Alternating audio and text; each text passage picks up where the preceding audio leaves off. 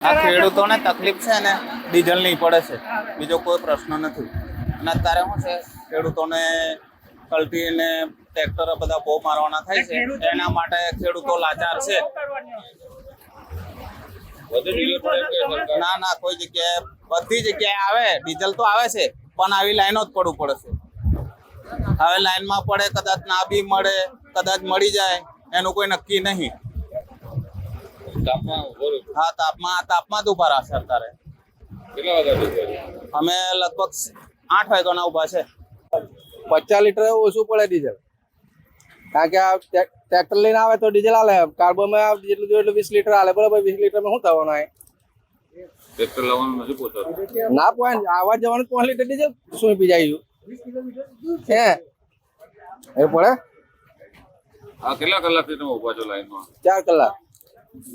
હા, તો ખાવા પીવાનું નાસ્તો કરીએ, ખાવા પીવાનું કઈ ના મેળ પડે, કારણ કે કારબા ખેવાના હે.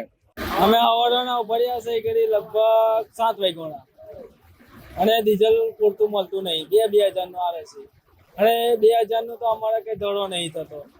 એટલે આ લાઈન મેં બહુ હવારના ઉભર્યા છે અમે લાઈન, છતાં પણ અમારે ડીઝલ નહીં બહુ મળતું. બહુ એટલે ખેડવાનું અત્યારે બહુ ચાલે છે, ખાતર નહીં મળતું, ડીઝલ નહીં મળતું, બહુ તકલીફ પડે છે. કેટલા લોકો લાઈનમાં ઉભા છે? હવે લગભગ 400 થી 500 માણસો અટવાયા છે. શું માંગ સરકાર પાસે? સરકારને ખાલી આ ડીઝલની વ્યવસ્થા સારી કરે એટલી માંગ છે. આજે મારા 3 ટ્રેક્ટર બંધ છે. આજે પલ્લાવ, લોથરીને કલ્ટી 3 કલાકથી આપણે શું કહેવાય 7:30 થી અમે ઊભા છે. આજે 20 લીટર આપે આપણને ખેડૂત, તો આપણે શું કરવાનું? મતલબમાં આ બધા અમને પાણીની સગવડ નહીં, તે બી અમે 20 લીટર લેવા માટે અમે ઊભા છે અહીં ગાડી. તો આ વસ્તુ ના ચાલે. એટલે સરકાર હમણાં ચૂંટણી પડી ગઈ એટલે સરકાર હમણાં એને ફોર્મ જ કહેવાય, ગમે તેવું કહેવાય. આપણા ખેડૂતોને લૂંટીને અમે હેરાન થઈએ છીએ. છોટાઉદેપુર જિલ્લાના નસવાડી તાલુકાના આ હરિપુરા પેટ્રોલ પંપ છે. હરિપુરા પેટ્રોલ પંપ પર સવારથી ડીઝલ લેવા માટે લાઈનો લાગી છે. આપ તસવીરોમાં જોઈ રહ્યા છો, આ ખેડૂતો છે ધમધોકતા તાપમાં ડીઝલ લેવા માટે સવારથી આવ્યા છે.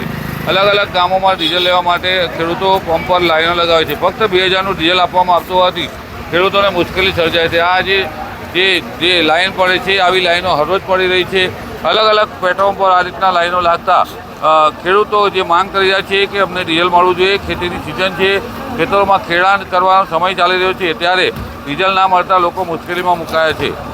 પંપો પર ડીઝલ આવે છે, પરંતુ ગણતરીના કલાકોમાં જ પૂરું થઈ જાય છે. રફીક ધણીવાલા, ન્યૂઝરૂમ, છોટાઉદેપુર. ત્યારે જ ન્યૂઝરૂમ ગુજરાતની યુટ્યુબ ચેનલને સબસ્ક્રાઇબ કરો અને ઇન્સ્ટાગ્રામ અને ફેસબુક પર ફોલો કરો. અપડેટ રહો, સત્યની સાથે રહો.